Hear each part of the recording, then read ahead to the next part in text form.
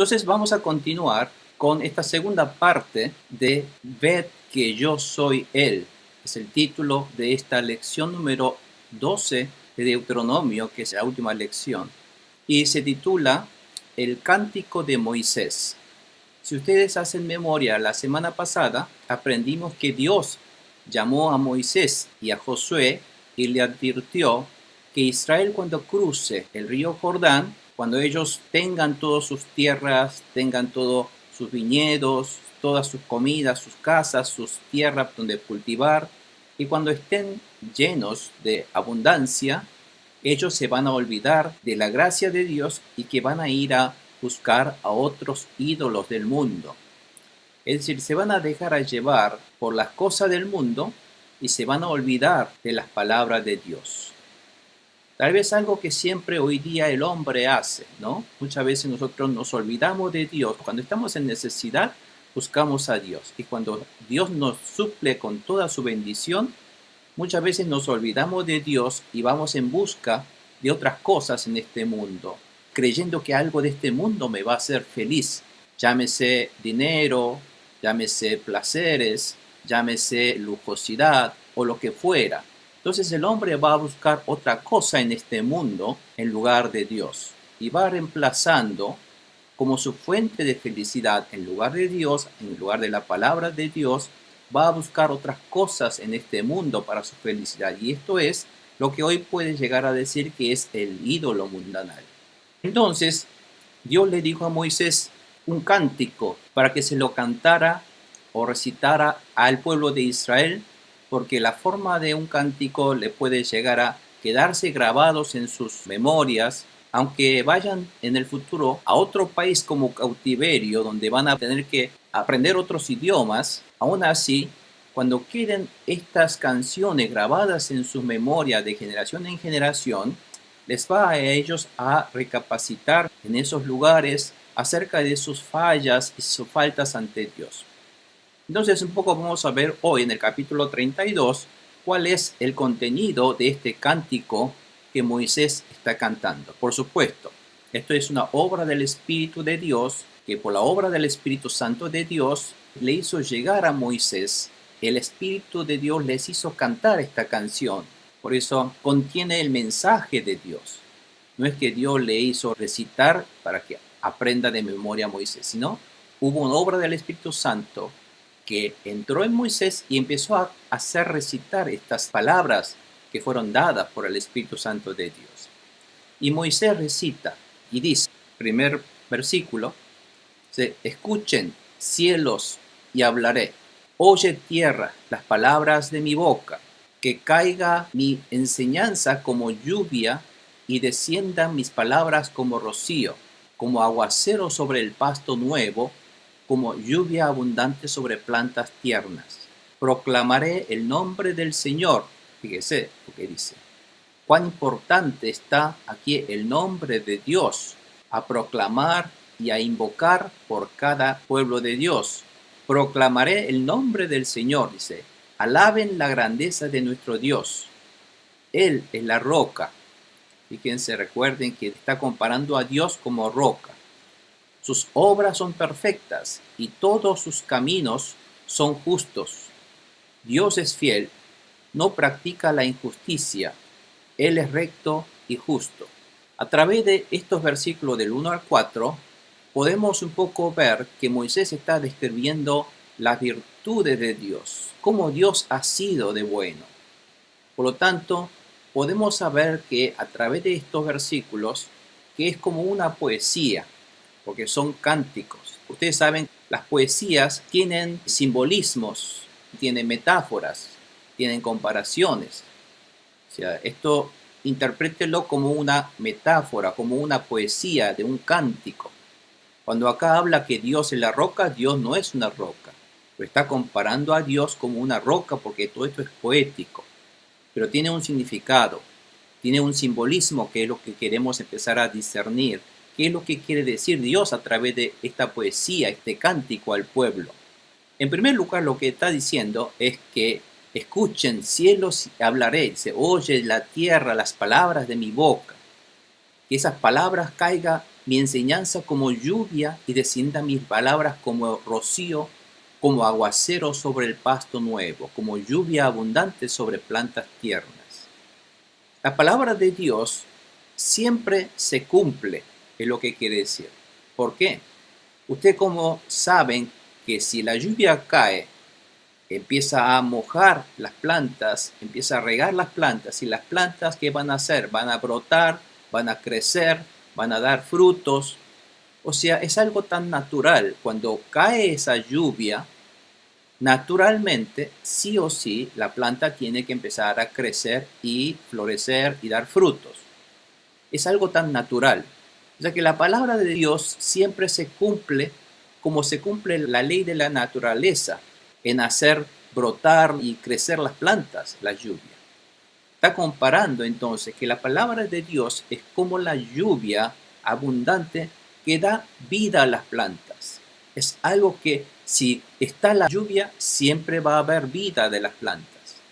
Es lo que falta hoy día acá en California. Pero está Dios diciendo que la lluvia, está comparando el rocío, está comparando este aguacero que cae como la palabra de Dios, porque es una palabra que da vida, que da abundancia.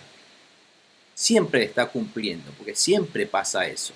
La palabra de Dios siempre cumple, siempre pasa, ocurre lo que tiene que ocurrir. Y dice, proclamaré el nombre del Señor, alaben la grandeza de nuestro Dios, porque Él es la roca. Vieron que una roca es fuerte, es inamovible.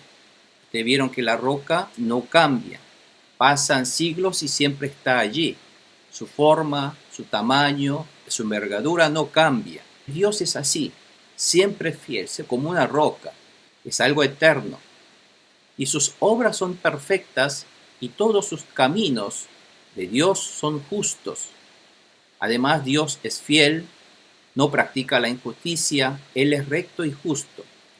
Está hablando a través de estos versículos del cántico que nuestro Dios es un Dios fiel, es un Dios recto y justo y que todas sus obras son siempre perfectas. Está tratando de mostrar a través de estos versículos cómo son las perfectas virtudes de Dios. Y la pregunta uno siguiente dice, sin embargo, ¿cómo Israel ha pagado? Es decir, cómo Israel ha respondido a esta bondad de Dios. Versículos 5 y 6 dice, actuaron contra él de manera corrupta para vergüenza de ellos. Ya no son sus hijos, son una generación torcida y perversa. Y así le pagas al Señor, pueblo tonto y necio. ¿Acaso no es tu Padre, tu Creador, el que te hizo y te formó? Es decir, hasta le llaman necio al pueblo de Israel, porque el pueblo de Israel actuaron en contra, dice, en contra de la voluntad de Dios, de manera corrupta, es decir, de manera no programada, de manera no ordenada por Dios, totalmente corrupta. Pasaron a ser pecadores. Es una generación torcida y perversa. Si bien Dios es el que les ha dado vida, es el que le ha dado todo lo que tienen ellos, es el Padre Creador, los hizo, sin embargo, le paga con desobediencia. Dios siempre ha respondido con fidelidad al pacto. Todo lo que Dios prometió, vieron que lo que se hizo entre Israel y Dios siempre hay un pacto, hay un contrato, hay un convenio. Porque el hecho de ser un pueblo de Dios dijimos que es porque se hace a través de un convenio. Uno se hace pueblo de Dios cuando se acata el convenio de obedecer la palabra de Dios. Entonces es pueblo de Dios. Pero como Dios siempre cumple, pero Israel siempre le ha respondido con desobediencia. Dios ha respondido siempre con fidelidad a ese pacto, pero los israelitas siempre han pagado con desobediencia, con ingratitud, siempre murmurando, siempre quejándose, siempre protestando. ¿Por qué? Porque no le gusta. A su gusto no se conforma. Entonces, no viven su vida de acuerdo a la manera de Dios, sino todas las cosas viven de acuerdo a sus propios gustos. Y si no le gusta, empieza a murmurar, no sabe agradecer, no sabe obedecer, sino se queja, protesta, desobedece. Por lo tanto, esta generación torcida y perversa, y esta es tan necio, dice, ustedes ya no son sus hijos, porque es un pueblo necio, pueblo tonto, porque si bien ha recibido todo gracias al Creador, no le obedece, quiere hacer las cosas a su manera. Entonces, este es lo que le está recalcando esta poesía, este cántico, porque en realidad hay una gran verdad, que hoy día, inclusive todo hombre, hoy día nosotros también, siempre desobedecemos, siempre vivimos la vida a nuestro gusto. Si hay algo que a mi gusto no me parece, entonces inmediatamente desobedecemos a Dios. Inmediatamente hacemos las cosas como queremos. Inmediatamente empezamos a murmurar, a quejarnos contra Dios. Este es un poco el hombre por su naturaleza. Y es la naturaleza pecaminosa del hombre. ¿Por qué es pecaminosa? Porque siempre hay un enemigo que nos está persuadiendo a desobedecer. Entonces hay que estar siempre despierto, abierto, de cuidar más que nada tu corazón, porque de él mana la vida. Tenemos que cuidar el corazón para que de este corazón haya una obediencia, para que haya siempre un sí ante Dios y no una queja, una protesta o una preocupación. Entonces está a través de este cántico tratando de hacer recapacitar a los israelitas que siempre han estado respondiendo con desobediencia. ¿Y cuál es la gracia que Israel debe recordar? Dice. Versículo 7 en adelante dice, recuerda los días de antaño, es decir, recuerda el pasado, dice. Ten memoria del pasado. Considera las épocas del remoto pasado, porque siempre el hombre es corto de memoria. Siempre las cosas se olvidan. Y muchas de las cosas que el hombre se olvida son sus faltas. El hombre siempre se acuerda de lo que el otro hizo mal. El hombre siempre dice que se acuerda de lo que a uno le debe, pero nunca se acuerda de lo que uno le debe a otro. Es decir, no sé por qué el hombre siempre se acuerda lo que el otro hizo mal, pero nunca se acuerda de lo que uno hizo mal. Y los errores de uno difícilmente se admiten. Uno no lo admite, sino solamente acusa al otro los errores. Y de ahí viene muchas veces problemas de relaciones, ruptura de relaciones. ¿Por qué? Porque no se acuerda del error de uno, o no se mira a uno mismo y de los errores que uno comete. Siempre mira al otro. Entonces, aquí la palabra de Dios dice siempre recuerda las épocas del remoto pasado. Si no te acordás, dice, pídele a tu padre que te lo diga y a los ancianos que te lo expliquen. ¿A qué se referirá todo esto? Esto se refiere a los errores de los antepasados de Israel que han cometido desobediencia contra Dios en no obedecer a Dios, en ir a acatar las órdenes de Dios, de entrar a conquistar la tierra que Dios ya le ha dado en sus manos, y ellos no querían. Y por esa desobediencia tuvieron que pasar 40 años en el desierto hasta morir tirados en el desierto. Bueno, recuerden sus errores de sus pasados, de sus antepasados y de sus padres o de los ancianos. Y si ustedes no saben porque no han vivido en esa época, dice, pídele a tu padre que te lo diga, que te lo explique. Dile a los ancianos que te lo expliquen qué pasó en el pasado, cuáles fueron los errores de Israel. Cuando el Altísimo dio su herencia a las naciones, cuando dividió a toda la humanidad, les puso límites a los pueblos, es decir, los límites geográficos de los pueblos, según el número de los hijos de Israel. Dios les ha dado, entonces, hasta los límites donde vivir, porque la porción del Señor es su pueblo. Jacob es su herencia asignada. Dios le ha dado al pueblo de Israel la herencia y lo halló en una tierra desolada, en la rugiente soledad del yermo, lo protegió y lo cuidó, lo guardó como a la niña de sus ojos, como un águila que agita el nido y revolotea sobre sus polluelos, que despliega su plumaje y lo lleva sobre sus alas. Bueno, esto es una comparación, porque es una poesía, está comparando a Israel, cómo Dios lo protegió y lo cuidó durante el desierto, como si fuera la niña de sus ojos. Esa protección de Dios. Fíjense cómo nosotros nos cuidamos de la pupila de nuestros ojos. Así Dios los ha cuidado a Israel. Con qué esmero Dios los ha protegido.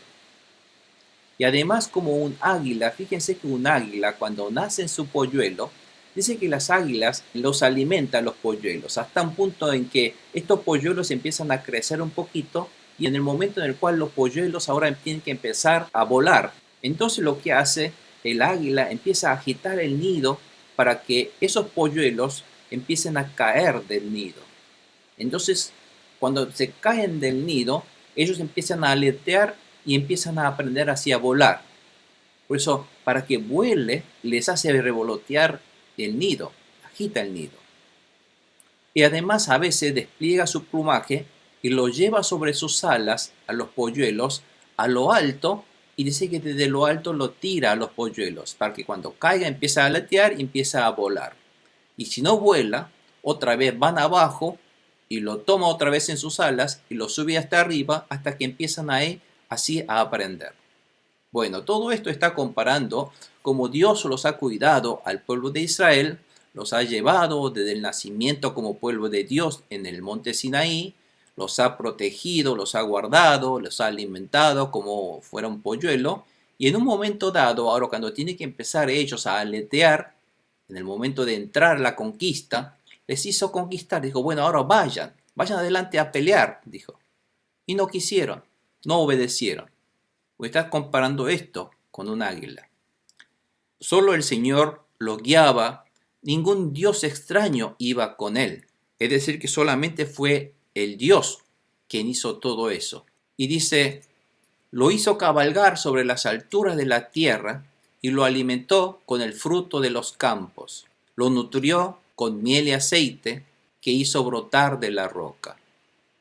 Con natas y leche de la manada y del rebaño, y con cebados, corderos y cabritos, con toros selectos de Basán y las mejores espigas del trigo. Bebió la sangre espumosa de la uva. Bueno, esto está hablando acerca de todo lo que ellos han recibido dentro de la tierra de Canaán. Entonces ellos tienen todo. Ya tiene rebaño, tiene cebados corderos, cabritos, toros selectos de Basán. Basán es la tierra que ellos han conquistado, ¿no es cierto? De la tierra de Og, el rey Og, de los amorreos. En fin, todos ellos tienen hasta la bebida ahora espumosa de la uva. Aquí habla la sangre espumosa de la uva porque es el color púrpura del vino y está de alguna manera comparando el vino con la sangre, ¿no es cierto? El hombre sabio es el que recuerda y no se olvida de sus errores del pasado. Por lo tanto, a través de esto nos hace saber que nunca debemos olvidarnos de los errores del pasado, sino empezar a reflexionarnos de nuestros errores del pasado ante Dios.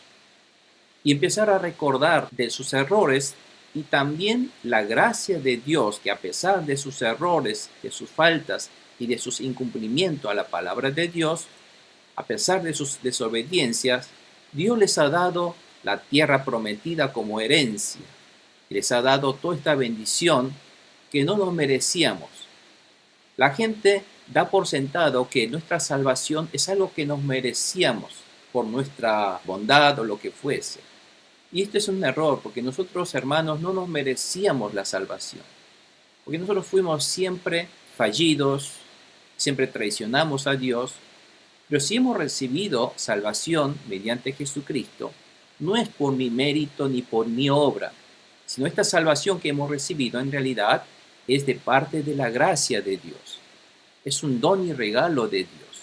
Tenemos que siempre recordar que no hemos hecho nada bien, en realidad contra toda la voluntad de Dios hemos desobedecido, pero a pesar de esto Dios nos dio la gracia de recapacitarnos y empezar a pensar en nuestros errores, y cuando nos arrepentimos de nuestros errores, Dios nos dio como regalo la salvación a través de Jesucristo. Estos somos nosotros. Somos siempre agradecidos a Dios porque no nos merecíamos la salvación, sino fue simplemente una gracia de Dios. Dios nos hizo recapacitar y pensar acerca de nuestros errores y de arrepentir de nuestra falta. Pero la falta la hemos cometido, por eso somos pecadores. A pesar de que somos pecadores, la diferencia es que ahora somos pecadores que nos hemos arrepentido, nos hemos dado cuenta de nuestras faltas. Y por ese hecho de que nos hemos dado cuenta de nuestras faltas ante Dios, Dios nos ha perdonado y nos ha dado la salvación a través de Jesucristo. Por eso somos merecedores de la gracia de Dios, no porque somos merecedores por nuestros méritos o por nuestras obras. Y fue Dios quien nos protegió y nos cuidó como a la niña de sus ojos y nos bendijo con todas estas bendiciones de la tierra de la herencia. Nuestra vida está llena de la bendición de Dios que no nos merecíamos en realidad. Esto es lo que está diciendo, que debemos recordar. Si nosotros somos lo que somos, es por gracia de Dios, no por mis méritos. Todo esto es por el amor de Dios. Y esta es la gracia que está Dios diciendo que debemos recordar y recordar de nuestras faltas. Sin embargo, ¿por qué ellos deshonraron y abandonaron a Dios? Pero dice que a pesar de esto, ellos van a empezar a abandonar a Dios, van a traicionar a Dios, van a darle la espalda a Dios. Es lo que está diciendo a partir del versículo 15. Dice, Jesurún engordó y pateó, se hartó de comida y se puso corpulento y rollizo. Abandonó al Dios que le dio vida y rechazó a la roca, su Salvador. Acá Jesurún, la palabra Jesurún en realidad en hebreo es Yeshurun. Yeshurun significa el amado, el mimado, el niño mimado. Es decir, dijimos que esto es una poesía. Entonces está nombrando a Israel en forma poética como el amado, el mimado de Dios. Pero este mimado, ¿vieron cuando empezamos a tener un niño? Este niño mimado, cuando lo mimamos mucho, cuando lo amamos mucho, empieza a maleducarse. ¿Y qué hace? Empezamos a llenarle de comida, empezamos a llenarle de alimento y empieza a engordar. Empieza a engordar porque le empezamos a llenar, a dar de comer. Entonces después cuando se empieza a empachar, se empieza a llenar su barriga, empieza a patear las cosas. Dice, ya no quiero más esta comida. Entonces el niño mimado, el niño amado, empieza a engordar y empieza a patear las comidas. Ya no quiero más, estoy harto de esta comida. Se puso ahora corpulento y rollizo, noto la barriga lleno de rollos. Está así. Y ahora está mal educado, está rechazando. Es algo así, dice, está comparando. Así, de esta manera, cuando se llenaron sus barrigas en la tierra prometida en Canaán, abandonó al Dios que le dio vida y rechazó a la roca, su Salvador. Está comparando de esa manera. Entonces lo provocó a celos con dioses extraños y lo hizo enojar con sus ídolos detestables. Provocó a Dios yendo a buscar a otros extraños ídolos detestables ante Dios. Detestables porque estos ídolos les hacían sacrificar niños, ¿se acuerdan? Por eso son abominables, son algo que eran horribles, eran odiosos para Dios. Estos estatuas falsas que no le dan felicidad a ellos, sino lo que hacen, les exigen sacrificios. Ofreció sacrificios a los demonios. ¿Se acuerdan? Los niños, quemaron niños, sus hijos, que no son Dios. Esos, porque son demonios que engañan. Los demonios les engañan a la gente diciendo que ese pedazo de esa estatua de madera o de piedra les va a dar felicidad. Pero si tú entregas aquí a tu hijo, entregándolo en sacrificio, quemándolo, entonces tú serás bendecido. Bueno, mentira. Este es el engaño de los enemigos. Siempre les hace creer los enemigos, los demonios, de que uno siempre va a tener felicidad en las cosas falsas, que no son Dios en realidad. Es el que no le puede dar felicidad a esas cosas. Dioses que no había conocido, dioses en minúscula, recién aparecidos, dioses no honrados por sus padres. O sea, son nuevos dioses de nuevos ídolos de este nuevo pueblo. Y dice, desertaste de la roca. Acá la roca con mayúscula se refiere a su verdadero Dios. Desertaste de la roca que te engendró. Olvidaste al Dios que te dio vida. Al ver esto, el Señor lo rechazó, porque sus hijos y sus hijas lo irritaron, yéndose a adorar a los ídolos. Entonces, la pregunta 2 siguiente dice, ¿cómo castiga Dios a tal pueblo infiel a través de los gentiles? Bueno, acá hay un plan de Dios. El plan de Dios es de castigar. Bueno, ¿por qué decimos que nuestro Dios es justo? Nuestro Dios es justo porque cuando hacemos el bien, Dios nos bendice. Pero cuando hacemos el mal, cuando cometemos desobediencia, que es el pecado ante Dios, Dios nos castiga. Eso es la justicia de Dios. ¿Qué pasaría si Dios no nos castigase? Nuestro Dios es bueno, siempre nuestro Dios es bueno, aunque nosotros desobedecemos, hacemos lo que querramos, Dios nunca nos castiga, Dios siempre nos va a... Eso no es justo. Nuestro Dios no es así. La gente piensa que vivimos como queremos, de acuerdo a nuestra manera, igual Dios nos va a bendecir, siempre cree que Dios lo va a estar bendiciendo, que no lo va a castigar. Eso no es un verdadero Dios, no es una fe correcta. La fe correcta es conocer que nuestro Dios, si bien es un Dios de amor, es un Dios del castigo, es Dios de la venganza, es un Dios que paga el mal con castigos. Y ese es el amor de Dios. Porque si Dios no castigara, nosotros estaríamos viviendo una vida en perdición, una vida en desobediencia a la palabra de Dios. Y eso no es el amor de Dios. El amor de Dios es un Dios que nos pone disciplina, nos pone castigo, pero hace que nosotros volvamos a vivir correctamente de acuerdo a la palabra de Dios. Y ese es el amor de Dios, porque Dios quiere que obedeciendo su palabra, nosotros recibamos bendición de parte de Dios. Dios no nos quiere dejar abandonado. Vivan como quieran. Total, no es ese Dios. Ese no es un Dios amoroso. La gente malinterpreta a Dios. Dice, Dios es bueno, Dios es bueno, Dios siempre es bueno, haga lo que haga uno. No es así. La palabra de Dios, ustedes verán que es muy terminante. Es cuando si nosotros desobedecemos y no cumplimos la palabra de Dios, hay castigo, no hay bendición, hay fracaso, hay enfermedades, hay latigazo de Dios. Y eso es gracias a Dios para que nosotros nos demos cuenta de que estamos haciendo algo mal, para que nos arrepentamos rápidamente y hagamos las cosas como Dios manda. Ese es el amor de Dios. Tenemos que interpretar a Dios como es nuestro Dios. Y dice aquí justamente el versículo 20, Dios dice, les voy a dar, ¿qué dice? Les voy a dar la espalda, dice, les voy a dar la espalda, dijo. Y a ver en qué terminan. Son una generación perversa, son unos hijos infieles. Me provocaron a celos con quien no es Dios como yo. Fueron a buscar ídolos y me enojaron con sus ídolos indignos. Pues yo haré que ustedes sientan envidia de los que no son pueblo. Voy a irritarlos con una nación insensata. Se está refiriendo a Babilonia, a Siria, todos estos pueblos que se van a irritar. Se ha encendido el fuego de mi ira que quema hasta lo profundo del abismo. Devorará la tierra y sus cosechas y consumirá la raíz de las montañas. Es decir, que va a haber una ira de Dios, un juicio de Dios, un fuego que quema todas las cosas, hasta las cosechas y consumirá hasta la raíz de las montañas. Amontonaré calamidades sobre ellos y gastaré mis flechas en su contra. Está profetizando acerca de el juicio de Dios. Enviaré a que los consuma el hambre, la pestilencia nauseabunda y la plaga mortal. ¿Por qué Dios está diciendo otra vez todas estas maldiciones? ¿Por qué?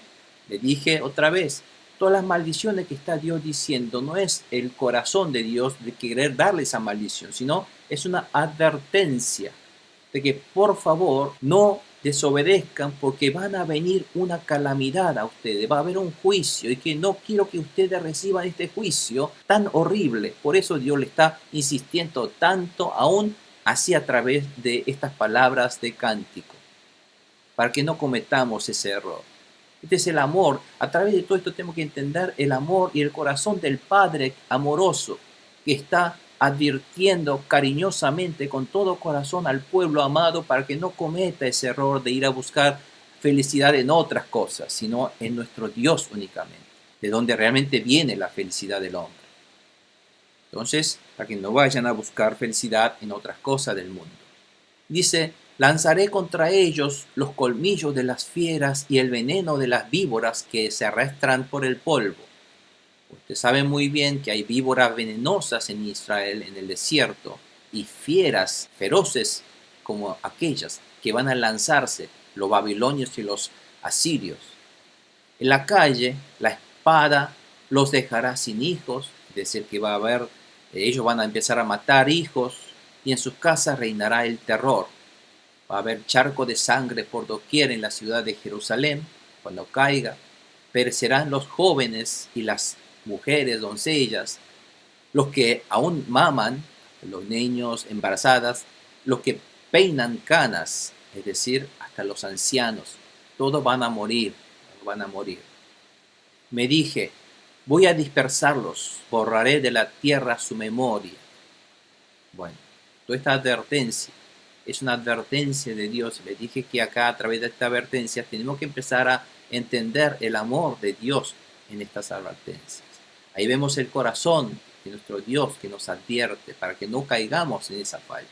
Aquí una ilustración de lo que realmente pasó. Fíjense, hay ira de Dios, está quemándose todo Jerusalén.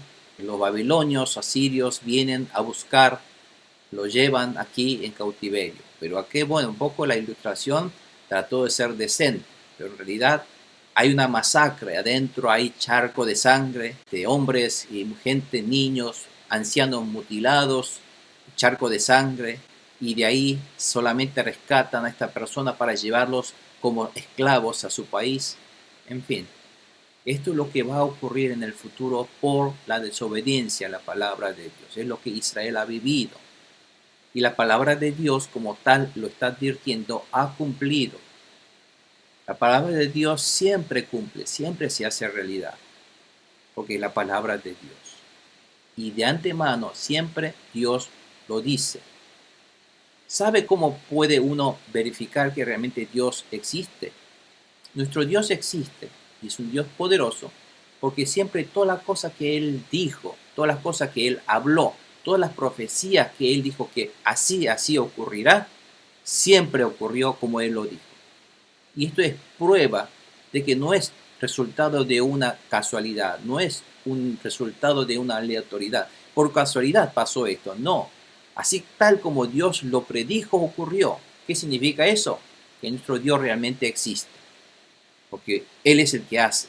Y además que nuestro Dios es el Todopoderoso que lleva la historia, porque lo lleva todo como Él lo quiso. Si desobedecemos, vienen estas calamidades. Y Dios lo dijo, lo predijo. Dijo, les daré esta calamidad, porque Él nos está dando. Y cuando desobedece, ocurre esto. Y es la prueba concreta de que nuestro Dios invisible realmente reina. Es el que realmente gobierna el universo. Es el creador que gobierna nuestra vida. Que la historia la escribe Él, en realidad. Ocurre como Él lo está planeando. Si desobedecemos, viene estas calamidades y el juicio. Si obedecemos, viene bendición, abundancia, gozo, felicidad. ¿Qué elegimos? Dice, la elección es de ustedes, dijo Dios. Elijan la vida, no elijan la muerte. Les estoy diciendo, dice Dios. Y aún así hoy día la gente no cree en Jesucristo. Crea en Jesucristo, elige a Jesucristo. Entonces recibirás vida, recibirás felicidad, gozo, sanidad, abundancia. Todo está en Jesucristo. Porque esta es la promesa. Aún así, si nosotros desobedecemos a Dios, estamos nosotros buscando por nuestros medios este terror, ¿no es cierto? Que es el castigo de Dios. Nos estamos buscando el castigo de Dios. No es que Dios nos castiga, sino que nosotros no buscamos el castigo de Dios cuando desobedecemos la palabra de Dios. Pregunta 3 dice, ¿pero cómo podrían malentender los gentiles?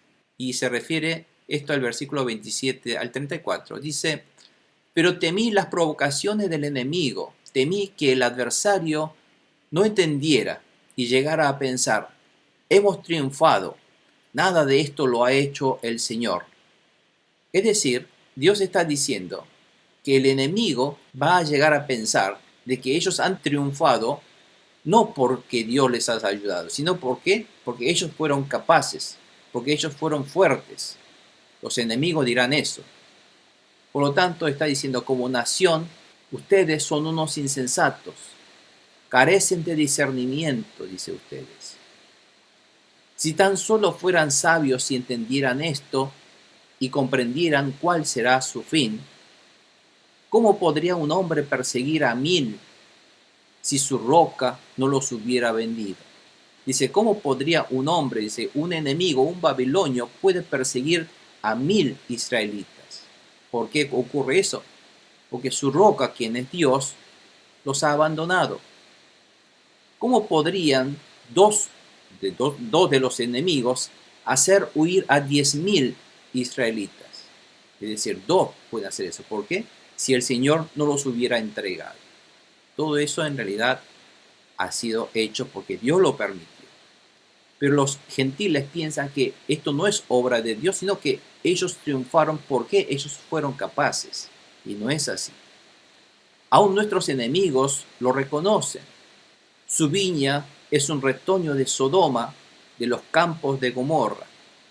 Aquí la viña se refiere a Israel. Y que esta Israel en realidad es un Israel de Sodoma y de Gomorra. ¿Por qué? Están llenos de pecado.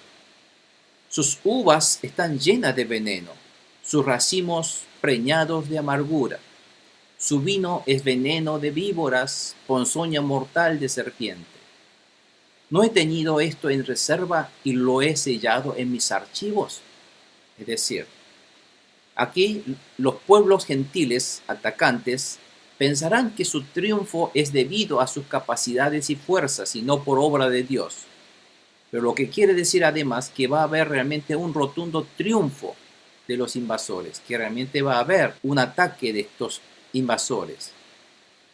Israel, en cambio, un pueblo insensato, que es comparado como un viñedo siempre en la Biblia, pero ahora un viñedo pecaminoso, con veneno, como de Sodoma y Gomorra.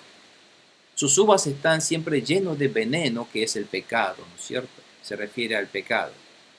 Dios siempre estuvo esperando que ese racimo de uva fuera de primera calidad, sin ningún tipo de veneno. Pero aquí está lleno de veneno, dice. Pero Dios lo resguardará. ¿Por qué? Porque los ama.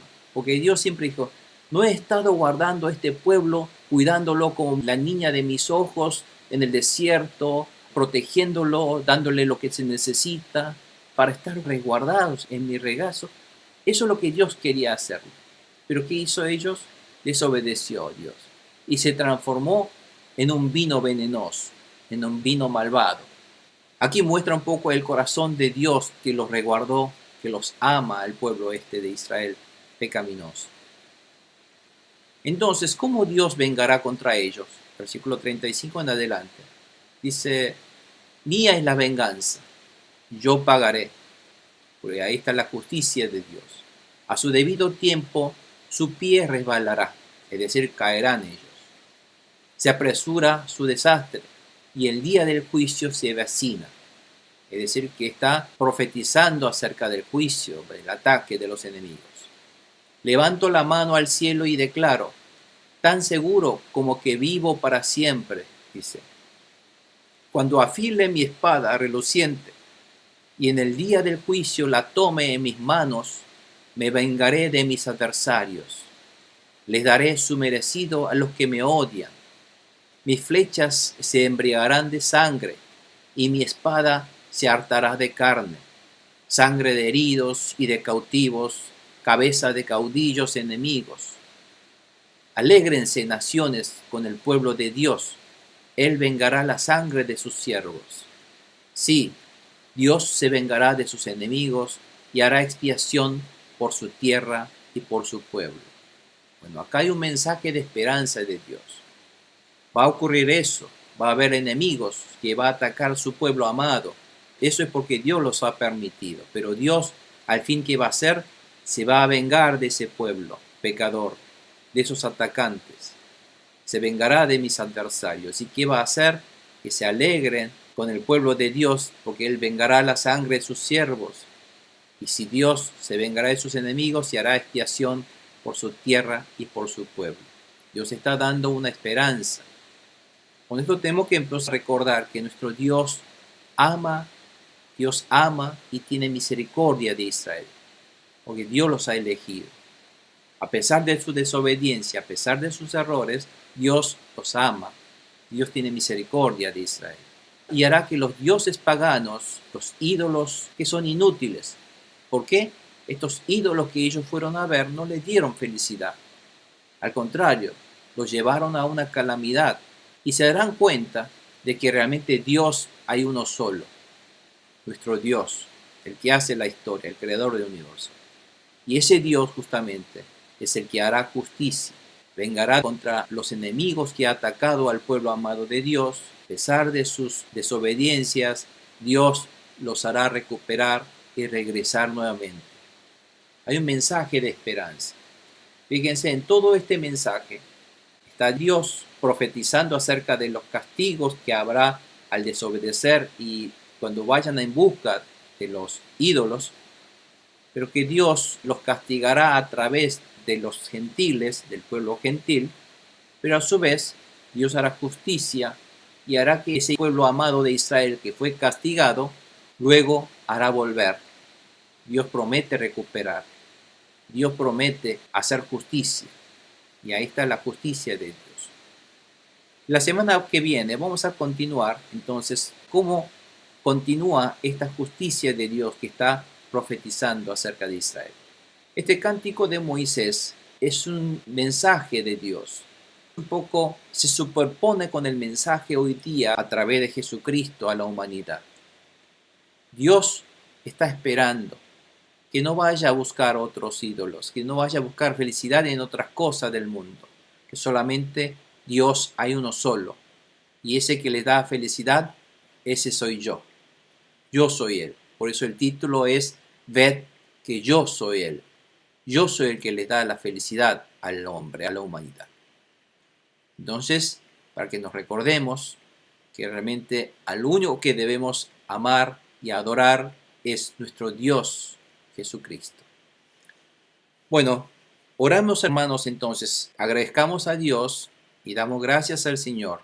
Recordemos entonces cuál es el amor de Dios, que a pesar de que Él sabe que Israel va a traicionarle, está tratando de buscar a todos los medios, de tratar de convencerles, de advertirles de que no vayan a buscar a los dioses paganos, no vayan a buscar felicidad en otras cosas, sino obedezcan a este Dios que les da siempre la felicidad y el gozo.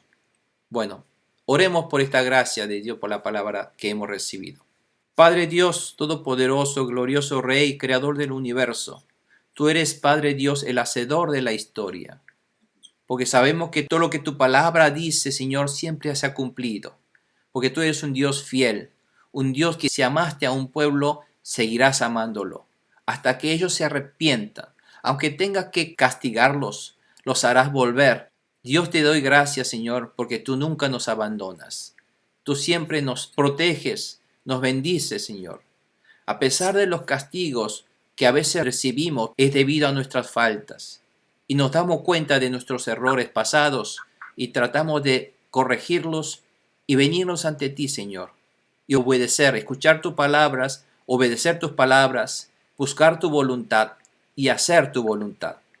Señor, ayúdanos para que podamos ser fieles a tu palabra y fieles a tu voluntad, Señor, y siempre, siempre no olvidar de tu gracia, aun cuando estemos en abundancia, aun cuando estemos disfrutando de la abundancia material o espiritual que tú nos has dado, Señor. No nos permitas que caigamos en tentaciones y vayamos a buscar en otras cosas cuando estemos en abundancia.